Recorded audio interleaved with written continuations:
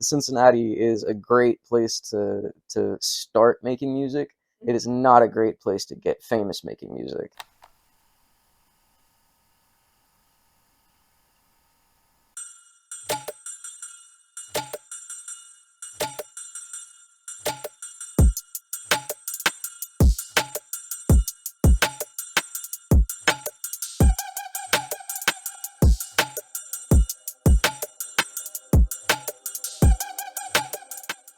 Yes and no. Like I feel like outside people look at it like Ohio has nothing when it comes to like music and talent wise.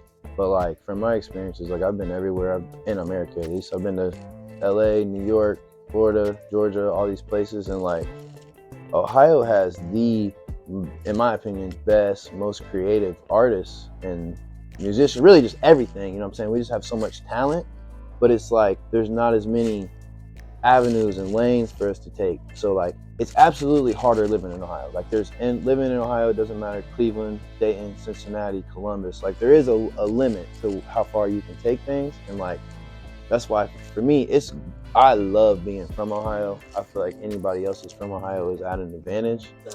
Yeah, it's like people don't want to recognize that somebody that were in a similar position as them is like doing cool things. Like you're getting recognition from big places or whatever. Like they don't want to recognize you until you've made like some crazy big accomplishment. Like you get signed to Warner Brother Records, or like you release a song with like a big artist or something. Like people don't want to, like they'll just follow you and just like watch until something happens, and then once it does happen, or like even when you get those slight little buzz moments, they'll hit you up like, hey, I saw that, and it's like you're only hitting me up because you saw that, and it's just like I'm an only child, so like I don't really look at it as no way. I'm like, you either fuck with me or you don't, and I always looked at it that way. Like I'm cool with sitting by myself.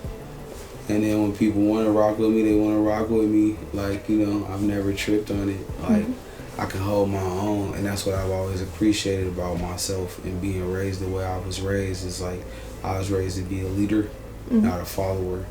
And I was raised to be able to just maintain my own security in myself, you know. Like, I don't really need nobody. I can, you know, be creative on my own. Like shit, don't nobody want to talk to me, don't nobody want to rock with me.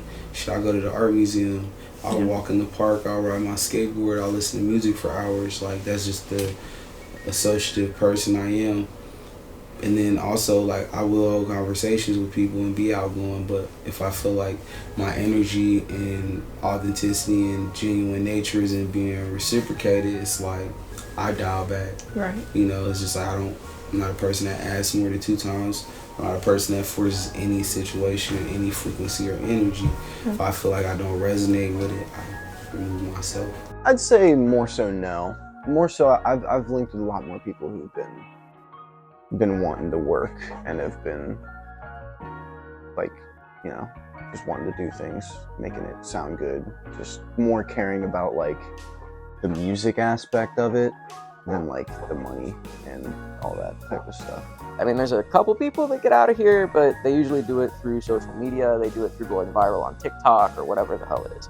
I mean, like, I made probably, I don't know, I'd say like half the connections that I have are from social media, and the other half is just person-to-person stuff, like people I've known for a while or whatever it is.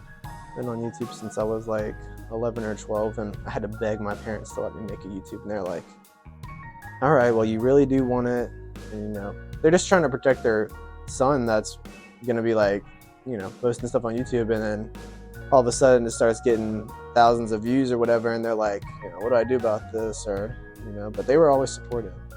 Social media, I don't really look at it as I did when I first started. And I don't really feel like it's an algorithm that I have to follow.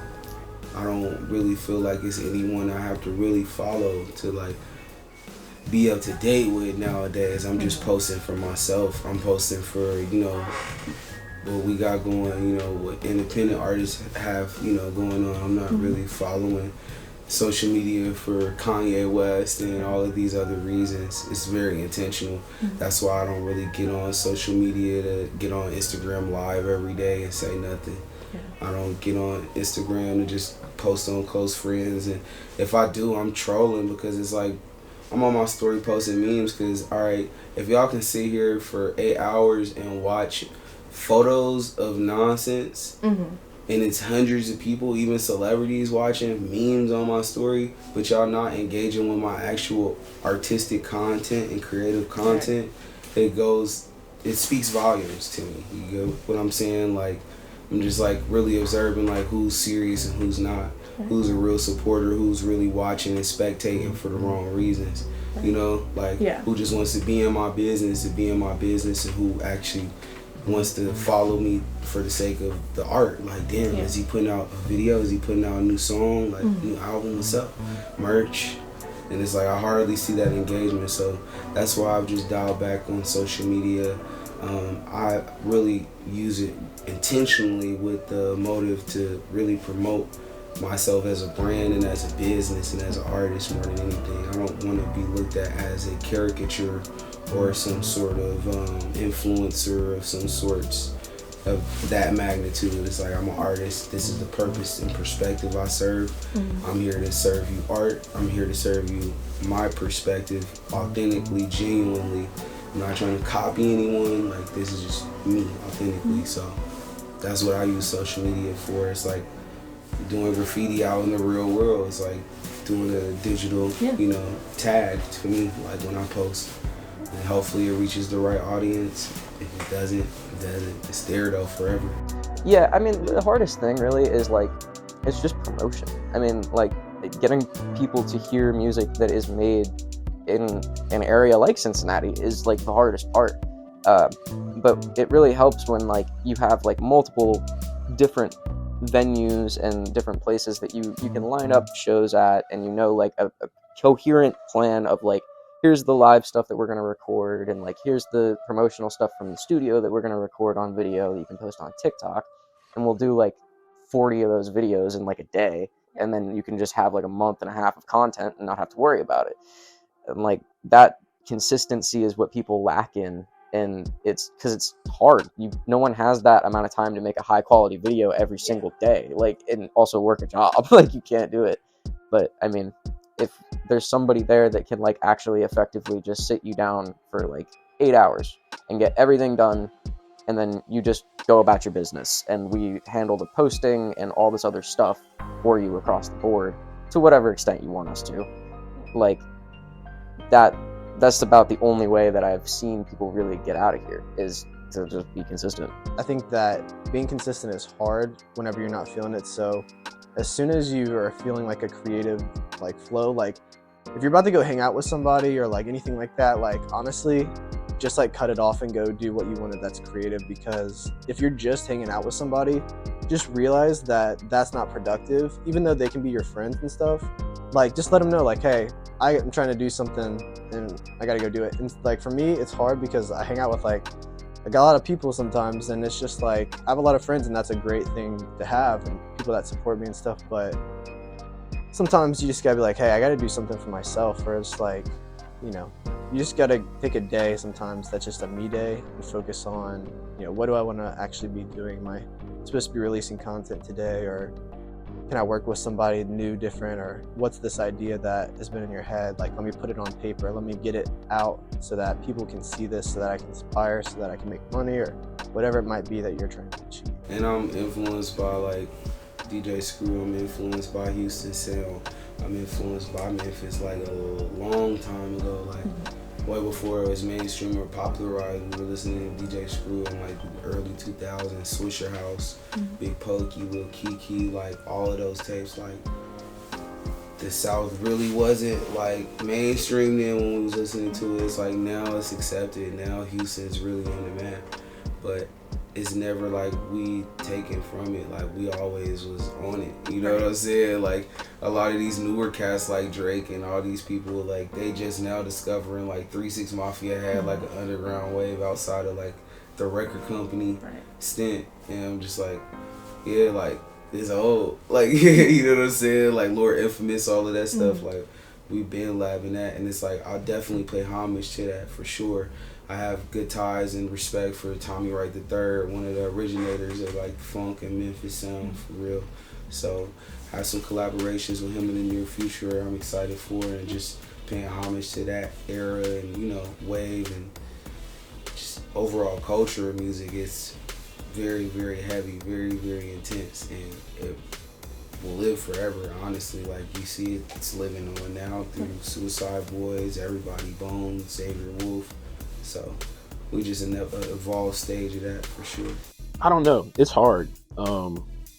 I don't think I can't. I don't know. This is different. Different genres just offer different things and like scratch different itches for me. And I don't know. It's hard. One day I might be feeling one more than the other. I will say I did grow up way more immersed in rap culture more than anything else, though. It was just in my face. It was just like my generation. I feel like too. Like that's been kind of just been dominating the charts for a long time now. So it's kind of like the default music to an extent. And then for me, like just representation too. That's like one of the first times I felt like I was seeing myself in media too. Like, it's more common now to have a like diverse cast in movies and video games. But growing up, there was nobody in video games that looked like me. Most characters in movies didn't look like me unless they were a stereotype or something. And not that rap can be stereotypical, but it was like the coolest, flyest representation of me I've seen. And it was artistic. Like I said, it's music. That's already something I was into. So seeing like, oh, I fit in here more than I probably fit in anywhere else, especially growing up in Kentucky. So like, it definitely, I felt like was like an escape for me to, I don't know, it's made me feel more comfortable. And it's just a different energy to it. It's competitive. It evokes just different type of emotions. Rap almost needs to be authentic. Like the authenticity of what you're saying means a lot, and it always has. And that's kind of like exclusive to rap. A lot of, not that there's not storytelling, but it's just different. It's got a different feel. Like I said, I grew up around it. The fashion, it's just got its own vibe, and it's like my culture for real. So if I had to pick, probably be rap. I would say like just musically, some of my biggest inspirations like Lil Wayne for sure. Like Lil Wayne's my favorite rapper ever. Young Thug, Lil B, ASAP, all of them. But like person-wise in my life, my homie Cam Simmons, he go by the name PLX. I'm not gonna get into him, but that's my boy. He's the one that really was like, bro, like I showed him one of my songs that I had just wrote, and he was like, bro, like you should make music, like you should put this shit out. And ever since then, I just did, really. Number one, I'd have to say my grandfather. He's been there for a long time, been helping out my mom since I was a kid. He's raising me and stuff like that. Just an all-around good fucking guy. Love him to death. Shout out Dane. I can't say my mom. My mom also, yeah, Noelle, love her to death. Been doing her thing, single mom shit since for a while, and then number three. We'll throw an artist in there. I'll throw Mac in there. Yeah. A lot of my melodies and the stuff that I catch on the music, I feel like transpires from him and a lot of his stuff. My grandparents were just super into music. My granddad was in a band. They always had music playing. Like literally, you go over there one day, they'll have some smooth jazz playing. Go over there another day, it'll be folk music, and it's just like always music on in the background, even if it's low. Like it's never not music playing over there. More so, just trying to put the vibe down. Just trying to figure out what we're trying to make, because it can range from a multitude of different genres and places. We just try to get in here and just do whatever comes to our mind, and I just kind of take the lyrics wherever the song is kind of going. Sometimes it'll be lyrics before, but it's a rare case. Like I said, we're pretty much seasoned vets at this. We're 10 plus years into this. We've been doing this most of our lives. And we were doing it when people weren't even thinking about doing it. So I feel like we're the most refined and defined we've ever been. Like, we go to the studio and we make 4 songs every session, 4 to 6 songs. I make at least 6 to 8 beats. I'm not just sitting there smoking and then getting high and talking the whole time. It's very intentional. It's an itinerary. Like, even though we're having just conversation and catching up, it's very, all right, cool. There's a sense of urgency going on. It's like, all right, cool, we're gonna knock this track out. Remember that last session we didn't mix that song, let's mix it and get it done, release it next week. You know what I'm saying? Everything has a output. It has a release date. We're not shelving ourselves. We're not limiting ourselves and hindering ourselves from our own growth and our own journey. It's like you want to be very punctual and urgent, you know, and understand like, all right, cool. We're all taking time out of our days from your job, my job, our lives to come together to make this music. Let's not waste our time. Let's be very intentional. Let's be very creative and let's be groundbreaking and push boundaries. That's the whole thing. So it's like when we really create, it's not a lot of filler going on. I hear records, I come to the studio inspired. I'll play some stuff in the studio just for inspiration and smoke, and then hear it, chop it up on the sampler or the turntables rather, and basically after that I'll just loop record after record after record, and I'll have like 6 to 8 beats in like less than 30 minutes to an hour. And then out of those 6 beats that I make on the spot, those 6 loops, we just go through beat by beat and just start writing. Tony will go on his side, I'll go on my side, and I usually have stuff already written or I already, you know, I'm just on it. Like I can make the beat, understand the BPM, the feel, the tone I want to provide, and then the lyrics are nothing after that for me. Same with Tony, like once he hears the beat, he's just in his flow, you know, and he just does his thing. And then once we're done writing, we meet up, it's like we have this cohesive thing. We really didn't even communicate verbally. It's more of a telecommunication, you know, it's more of a feel than anything. It's more of a vibe. So it's authentic, it's in the moment, it's raw. And that's how we try to keep it, you know what I'm saying? We don't really force any of this at all, you know? It's really just leisure, it's fun, and that's how we want to keep it, you know? It's business as well, but we want to keep it fun and youthful. That's why it's youth, you know? We want to keep that raw essence alive and not have all those stigmas and, you know, fears of judgment upon us when we're just creating raw art, you know? We're just coming together. It's like being in an art room in school and just fingerprinting with your friends. It's like we want it to be that, you know, raw and free. So that's how I try to just curate everything. I definitely, the music has to come first for me because that's what's gonna trigger whatever I write or how I vocalize it. So I always start with the beat. Now every once in a while I might come up with like a cool line or like a little melody in my head while I'm driving or something, and I'll write it down or voice memo it. For the most part, I start with whatever the instrumental melody is before I put the drums in, and to me that usually sets like the emotion. Like it's gonna be something sad, it's gonna be some upbeat, it's gonna be real hardcore, and then from there I go drums, and then lyrics come after that. I just kind of feed off what the sounds are. But I do also, there are times too where I'll listen to a specific kind of music just to get me like subconsciously in the headspace of making something. If there's a certain thing I'm going for, I usually will to some extent study it without forcing it so much. Try to like casually study it and soak it in without, you know, forcing it. Like that's it. Like I feel like people definitely need to pay more attention to Tony and like all of us on that song, because like we're all different artists and make such different sounds. But how it came to happen was we were at some show at Madison Live, I think it was, or somewhere downtown or something like that. And then Tony wasn't at the show, but me and Leo went, and then Rascal, Major, a couple other artists were there, like Either Prophet. I don't know what happened, but something happened to where after that show had ended, we all decided to go to Tony's house. I just remember there was like a ton of people at Tony's place.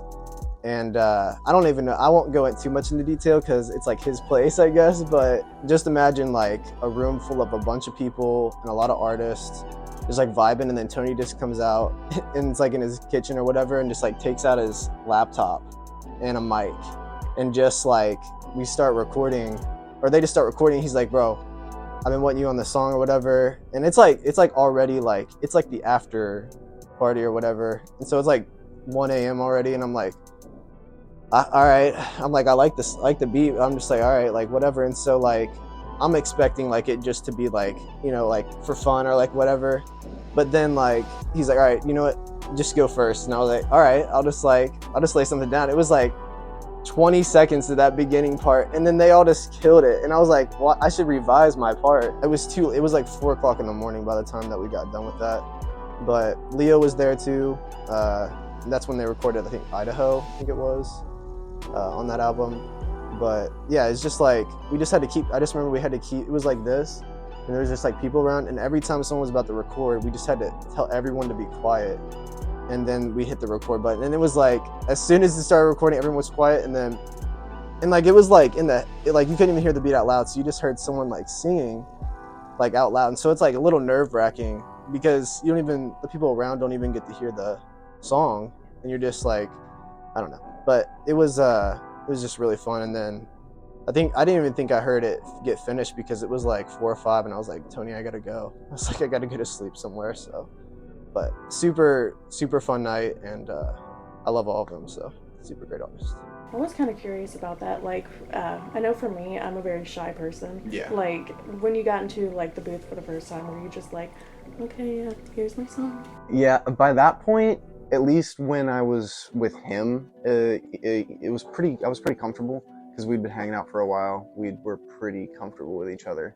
The one who more so made me like that was Jeff. He made me a little nervous just because the old head energy. He knows a lot. He's got a lot of experience. So, yeah. Oh, now the Bamboo Room is its own entity. I mean, Joe bought this place before I even got into music. So I can't even, but they have been more than helpful. I mean, like, Joe is my cousin, so it's like it's been really, really easy to go back and forth like with this place and create things, and like give people like better deals than we could even normally give. Like this, if you're working with Retina, it's eventually going to work out for these guys too. Yeah. I've worked with a couple people who haven't necessarily been, I don't want to say on my side of things, but just not the most respectful in that way of like either charging me out the ass or not giving me certain things that we had already agreed on. It's a stems in particular and instrumentals as well. It's just people don't necessarily keep their word sometimes, but it is what it is. There's not really that many bands that even know we're here. That's really all it is. People hit us up because like there's studios that try and charge. My buddy Jordan tried to go to. They told him $700 an hour. Yeah, that's obviously not doable for like pretty much anybody in the Cincinnati area. So we're like, 500 for like a full day is like more our style, and that's with everything included. Yeah, I think so. I mean, especially in like the punk scene, like I see more of the younger musicians like come out of like band in high school or whatever. Like a lot of drummers, you know what I mean? Like come out of like a drum line from high school, and that's where they picked up a lot of the skills or whatever, and it didn't satisfy, so they move on. And yeah, I mean I see that a lot, but I also see a lot of people like I've worked with Donnie Flanagan. I mean, he's not like, now he's local, he just moved to the Cincinnati area, but he's he's not in our age group. I actually don't know how old Donnie is. he's a middle-aged man, that's all I know. But I mean, he's doing all kinds of stuff. I've heard there's been a couple bands that have come through here that are like trying to like get back together and like revamp some of their old material or whatever it is, and like this is a really popular spot for that, it seems like, especially. We might be breaking the double digits of mock beef shows. Yeah. This is probably our 9th or our 10th show. Yeah. So we love Shout out to Mock Beef, shout out Britain. We love you, Britain. We love Britain. Beautiful. I got to perform at my dream performance place, which was at Bellevue Hills Park with Leo Pastel, underneath like the little like mushroom things, if you know what I'm talking about. You know what that is? Yeah, look up Bellevue Hills Park, and it's like the view is like one of the best views in Cincinnati. But it was always a dream. Every time I went to that park, I was like, damn, I wish I could do a show here, and like I finally did it. So that was like my favorite. No, not yet. Not yet. Hopefully, I want to soon perform with the entirety of Paper Earth, but soon, this coming month, July 15th, I'm going to be going to Michigan and performing at a show called Barnstock. Yeah, first official show, yeah. We went over it last night. We fully figured out how we're going to do our set list, what the set list fully is going to be, just how we're going to set everything up, and now we're more so going to go into like the practice mode, just getting everything set and ready to go for when we are down there. The touring thing is I'm still really working out how I want to handle touring, but I'd like to leave it up to the band, like where they can get to. I mean, I'd like to open the doors for them. Like if they need to go communicate with a larger venue or whatever, I'd like to be able to step to them and be like, hey, I have a band that wants to play and we're accredited as blah, blah, blah, and go on from there. But I want to leave the bands the option to choose where they go, where they play, and leave themselves whatever time in between, you know? I mean, like, I want the artists to have as much control as they can and still, like, everybody make money. I've been put in front of people since I was a kid. So even though I still get nervous sometimes for sure, I think that when I see other people start to perform for the first time, I like look at it differently. Like they'll be like, oh, I'm so scared to go out there. And like me, I'm like hyped to go out there. I'm just nervous. Like I'm like, they're like, they almost don't want to do it, but they're going to force themselves to do it. And like me, like I'm nervous to do it, but I'm so anxious and happy to get out there because that's where I feel like comfortable. Like if you were to tell me to perform in front of like you guys here, I'd be like scared. But if you give me like 100 people, like I have like little nerves because I look at it like a crowd and not like in a classroom. Like if I had to speak in front of somebody, like I hated speaking or something like that. But if the same amount of people I were to like perform, whether it was dancing or talking about, you know, or like talking like this or like about cars or something I'm interested in and passionate about, then I can actually like not be as nervous at least. So snitching though in the music, let's go back to that. Yeah. I'm sorry, Go ahead. it's just subjects. I don't condone snitching in a courtroom. I don't condone snitching in a precinct. I don't condone snitching in a studio. Like, Right. just don't run your mouth. Yeah. And it's just like if you actually doing shit in the real world, like, shouldn't be nobody's real business. You know, I as an adult, I shouldn't be telling adults how to run their life. Right. I shouldn't be telling criminals how to be criminals. Like, if you're not smart enough to be a criminal, don't be a criminal.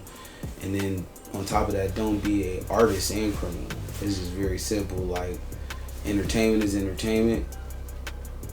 But like, I do feel like black artists are being scrutinized to an extent, put under a magnifying glass. Like, you making all this money off of artists, but you also putting RICO charges on them and getting them arrested. Is like, it's all superseding and fitting into this whole private prison industry, industrial complex. And yeah, that's what I feel like. Like, the labels are really putting these guys that go to jail at the forefront. Like, they're not really putting artists with talent and creativity at the forefront. They're putting millions behind Tekashi's. They're putting millions behind these dudes that repeatedly go to jail, repeatedly go to prison. Not even just jail, but prison, and get bonded out. Like it's like they're promoting an agenda. Yeah. So I feel like it's all intentional and people see it.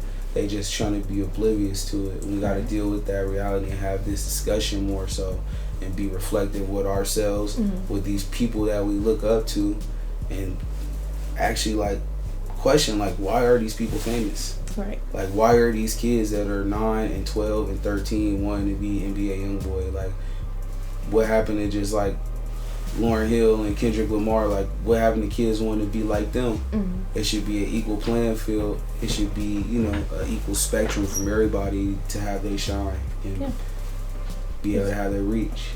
I don't know. It's when, as far as people that are really doing things, I would hope they're not being specific and telling real things. But as you can see in real life legal cases right now, people have jammed themselves up over lyrics and songs. So it's weird. It threads a line between what's entertainment and what's not entertainment. And, you know, it's a slippery slope. I personally, I'm a law-abiding citizen for the most part, so I'm not super worried about it, but I do think it's a problem though in general. But at the same time too, it's one of those things where, like I said, I might not be talking about, you know, robbing and shooting and stealing and all that craziness, but I might talk about drugs or alcohol or sex, and they are real topics and it's real things. And a lot of times people will be like, you know, what kind of influence does rap have on people and on kids? And it's a valid point because kids are scarily influenced by people, and I feel like it just keeps getting worse as the years go on. But also, for me personally, I don't make music for kids. Like, you know what I mean? I don't necessarily make music because I'm telling you to do what I'm doing. If it resonates with you, it resonates with you. But I hardly talk about negative things in a positive light. It's always, there's context to it, and like, you know, this might be what I was going through. I might have been doing this. I'm not saying it's a good thing. I might be reflecting on a hard part of my life, you know what I mean? But it is weird though, because it's still sensationalized and it's entertainment, and rap is cool. Like, that's one thing about, I feel like, your persona, the confidence, like that's kind of part of rap, is to be cool and be kind of badass. So even if you're speaking about it in a tone that you're not praising it, when you're talking about it and your whole aura gives off cool, it just kind of makes things cool if you're saying, you know what I mean? So I don't know, it's hard. It's a weird topic. I think it comes down to your what people's like, what's your social life like? If you don't spend much time interacting with the real world, you can get probably caught up in, you know, the reality of whatever entertainment you're consuming. But, you know, you just got to know it's right and wrong. And I feel like I don't think it's an entertainment issue. I think it's beyond that. It's an issue with the consumer and what they're going through, because, you know, there might be one bad apple that goes and does something crazy and say it was inspired by whatever, but there's also the majority that's just consuming it for what it is.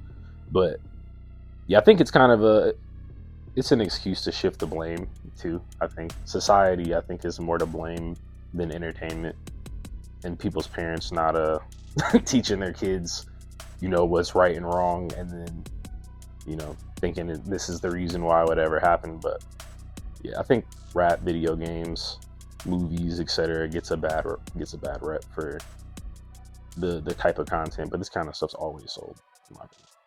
I think there's definitely been songs that people like sample that gets backlash because they sampled it or whatever, you know what I mean? But I think that I think almost more now than any other time in history, we're sampling things, and I think we need to do that because, like, there's something about, like, of course, like, instruments that sound amazing and that, like, give, again, like a raw feel. Like, even if they're like 0.5 seconds off that note and it's recorded in the studio, but it's on the track forever because it's recorded live. But I think that recording something like that, like, they didn't use all of this back in like whatever 1980 or whatever. I mean, they had some of this. They had, I'm sure, like a soundboard and things like that to control and try to master things, but they were recording instruments in there, and just like the the rawness of that is super cool. But in sampling, honestly, I try to find things that are gonna match my aesthetic again, that I can transform in a way that is not recognized as a sample, but more or less like my own, just like sound. Yeah, I think that like there'll even be songs that like I hear that are like somewhat like old known songs that like I want to sample, but I'm too scared to because of copyright or something. Even if I like make it sound completely different, like I'm too scared, because of copyright. But that's why I've tried to stay like away from that. But like I don't even want to say some of the things I've sampled just in case it comes back, But like there's things that I've sampled that nobody will ever know that I sampled it because I've just made it a completely different sound, which is what you want to do.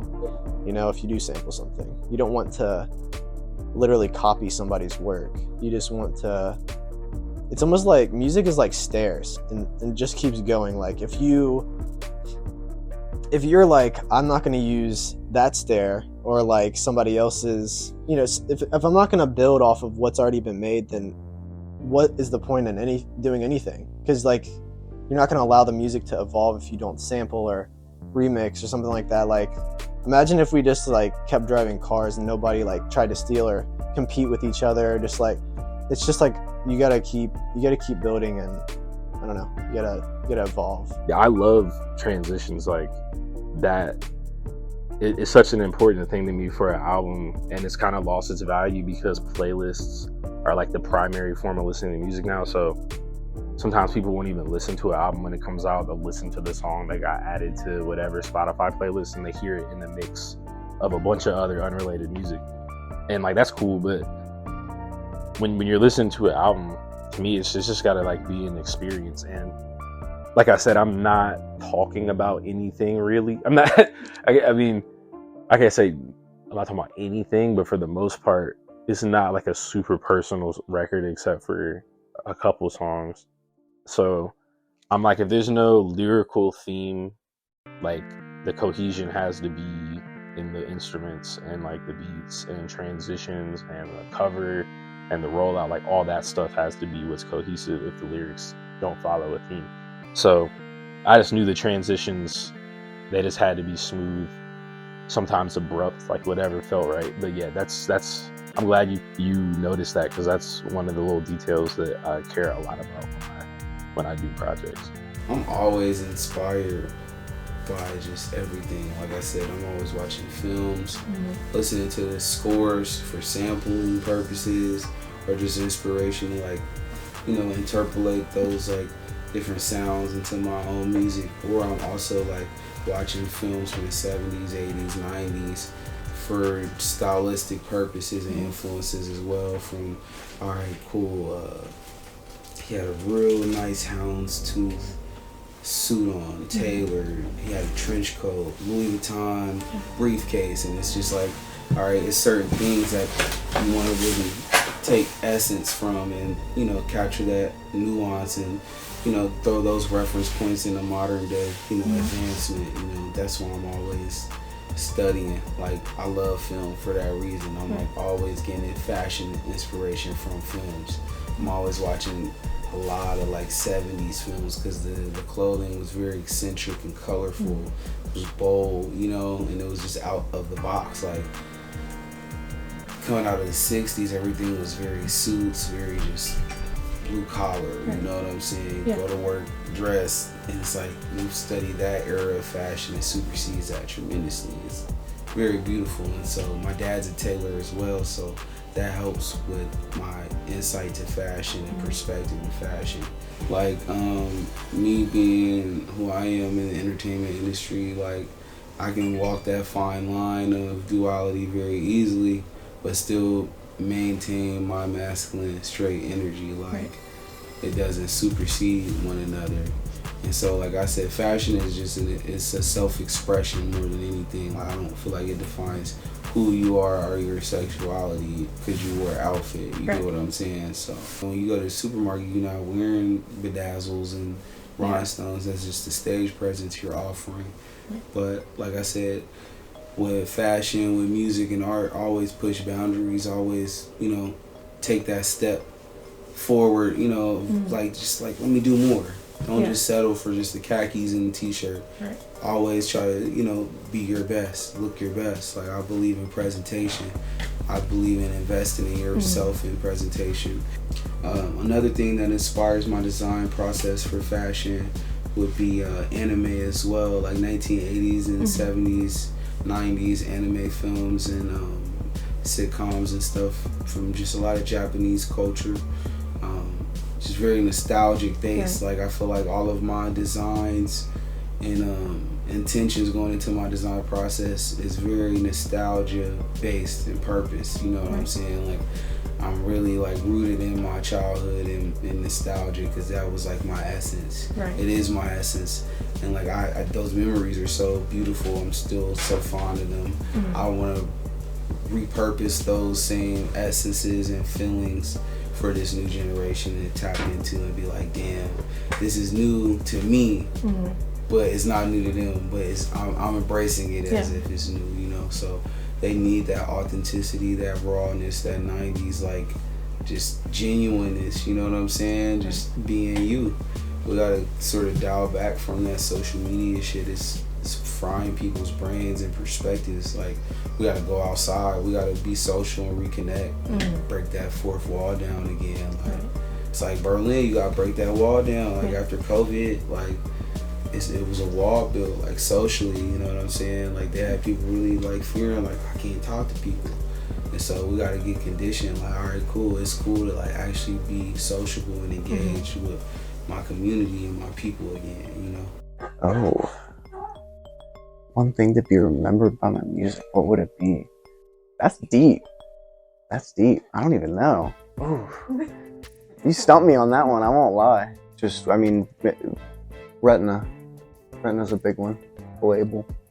I want to make that into something where, like you said, how either just locally or just new artists try to create an opportunity for them. To be yourself. Not that it's something I necessarily talk about explicitly, but I like to talk about things I do in real life in songs that you might not even understand what I'm saying because it's so specific to something I'm doing in real life that you would only get it maybe if you hang around me and you know, oh, he eats this kind of food, he wears these kind of shoes, whatever it is that I might be talking about. So I guess in a sense it'd be originality, but I don't know. I think it's something that I would have to consider when I get the platform to do it. Like, I've tried to think about it before and be like, oh, what message am I going to send? Like, you know, and I do think a part of getting attention musically is being able to make something that resonates with people. And I pivoted from that to just try to make fun music, not necessarily all the way fun, I guess I can't say, because not everything is lighthearted, but I'm just trying to make cool stuff without talking about my problems too much. I did that for a long time, and then I was just like, I felt like I was bringing myself down by constantly talking about my personal life so much that it was like forcing me to look inward. Not that that's a bad thing, but I don't know, you can kind of sulk in your negativity if you constantly are creating and you're using that as the fuel for your creativity. So I stopped doing it, and for now, to give a more simple answer, I just make what I think sounds cool, and I'm like, when I get the platform from this, if it happens, then I would definitely start being more conscious about, you know, what overall theme I want to portray. But I don't know, overall, just, I don't know, echo like positive messages to people that listen to me. You know, it'll be a lot easier, like I said, when I got like a following where I feel obligated to kind of like be a role model and like lead them the right way. But right now I'm so unknown that I'm like it's hard, I can't let myself think about it too much. It's a lifestyle, it's a brand, it's a community, it's a culture. You know what I'm saying? It's a message, and you have to resonate with the audience. Like that's what this all boiled down to. Is like, all right, I feel like my direct audience is skateboarders, BMX riders, you know what I'm saying? The band kids, the kids that were into fashion and clothing, kids that were always cutting up pictures in magazines and putting them up on their walls and making collages, you know what I'm saying? Making vision boards. That's who my music resonates with. And like, I feel like I just told my friend that too, like people are surprised that I make the music I make. It's just like, where I'm from or my circumstances don't define me, and neither does it for any of these other kids. You know what I'm saying? There's geniuses, there's rocket scientists in the hood, there's the next president, there's the next John Coltrane somewhere, the next LeBron James or Michael Jordan. We don't all have to fit a specific stereotype or mold that people expect. So that's what I feel like my demographic is, the outliers, the outcasts, people that's superseding the expectation. You know what I'm saying? The overachievers. So I wanted to resonate with all of those kids, and hopefully for the kids that it doesn't resonate with, hopefully it will resonate with them in the near future. Maybe, you know, they pick up a skateboard. Maybe they feel like it's cool to ride a bike and be a BMX bike rider without them feeling the scrutiny or judgment from what other people think, you know? And that's what I feel like is so beautiful about this era. Is like we're evolving and more embracing of different cultures and subcultures and demographics. So Get to it. Like, don't make excuses. Like I said, if you want, not even just doing something, like anything in life, like make it happen. Like there's always, if there's a will, there's a way. So like, my biggest pet peeve is just people talking about why they can't do something or why, and blaming it on other people. And when you're sitting there like, well, if you did this, if you did this, if you did this, I'm like, oh man, that's too hard. So like, just do whatever the fuck you thinking about doing right now. Do that shit. I don't think I would have listened no matter what. If I didn't listen to a lot of people, but maybe if I knew it was me, I would. But I think that I'm really stubborn. But I think that if I could give myself advice, it would just be like not to, again, care about, even though I never really did again, but I just would like affirm myself in that, like, don't worry about like even like girls or relationships or even relationships like with friends, like just focus on what you want to focus on and like staying true to myself, because I feel like that's the best advice that anyone could get, is just to focus on yourself and not get caught up in the mix of life. I wish that I would have known that I can do things if I put my mind to it. In the beginning of like my recording career, I guess you can say, I didn't have like the confidence, and Ethan helped me out with that a lot, at least like with the broadening of like what I can do with my range and my voice and all that type of stuff. Next 5 years, I see myself no longer in Ohio, first and foremost. As much as I love Ohio, it's not a permanent place, but probably in California, making music. I don't like to think about like, oh, is my music gonna take off? I'm gonna be famous and I'm gonna be rich and I'm gonna be this and that. All I know is I'm gonna be the same me 5 years from now, and hopefully I'm gonna be on a lot bigger and better things. But do I know what that means right now? No, I don't. I just know I'm working towards everything. Wait, Jordan. Was that good? This is our manager. Yeah. Hang on. You want to use that? Hang on. Yeah, I This is can our use that. manager. Without him, he's Hi. the glue. Put He's your the face glue. right in the camera. He's the one that tames all of these animals. We love Jordan. We love Jordan. Mwah. Is there We love anything Jordan. you'd like to say about where you see everybody going? In I mean, I love the death out of these guys. I think this is a great group of guys. I told them once they asked me to be their manager, I really believe in this project. I mean, they're growing like crazy. They all have just so much drive to make this happen, and they're all incredibly talented. I can't wait to see where we're at even in the next year. I mean, if the punk scene here really does get to a point where it's comparable to like, I don't know, like anywhere near like how rock used to be, you know what I mean, where you're getting like the same flow of people from like you get to a rap concert now to a rock concert now, if that happens, maybe I'll stay, but like I don't see it happening. I don't know.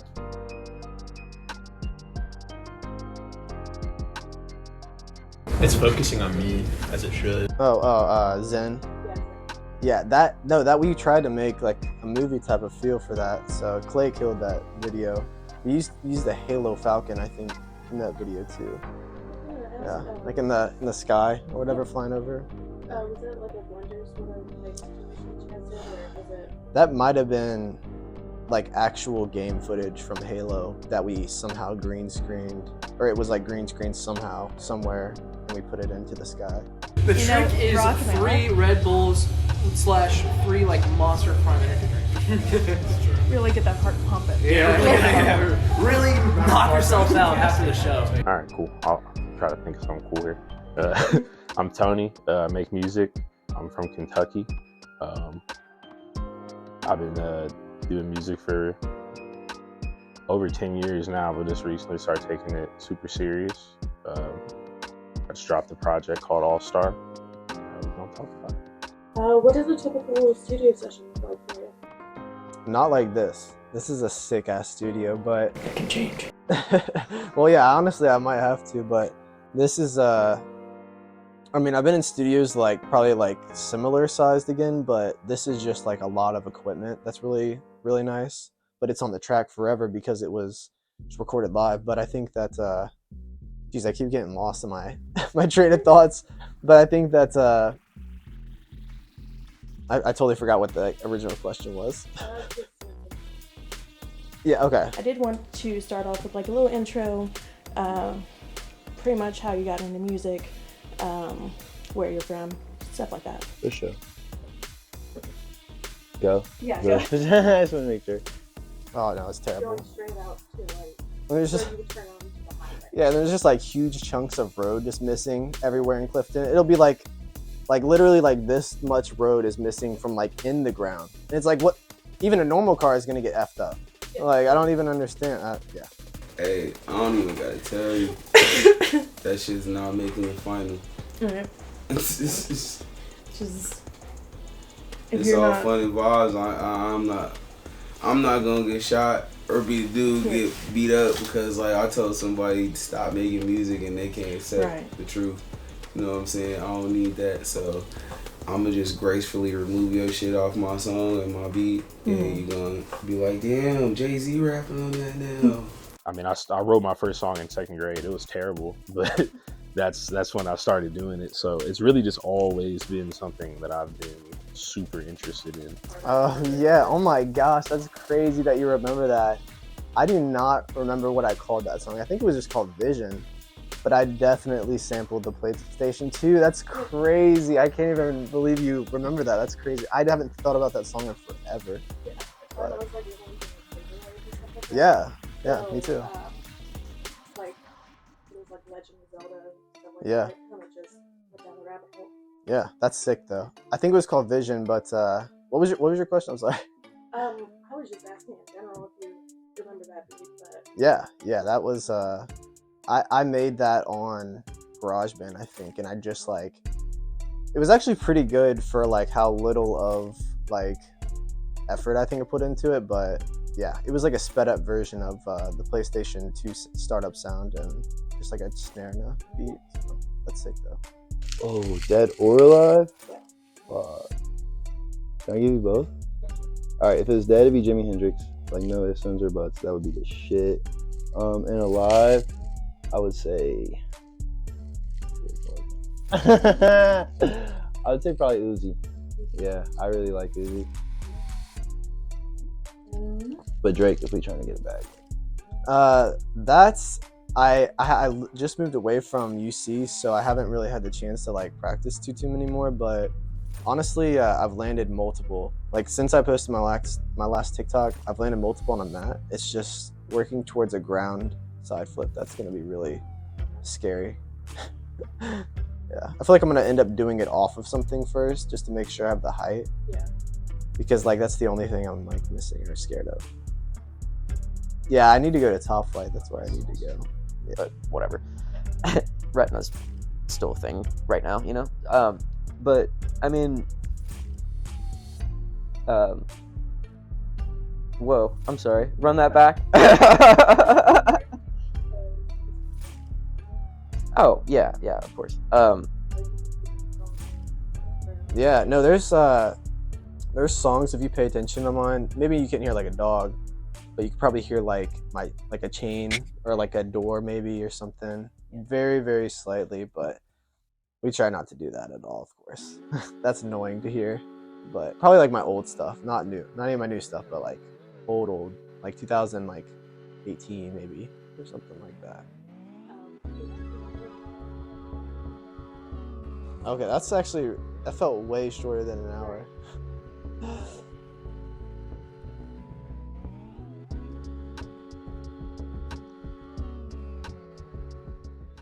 Flashback episodes are what you do when you're near the end of a season and you're fresh out of new ideas.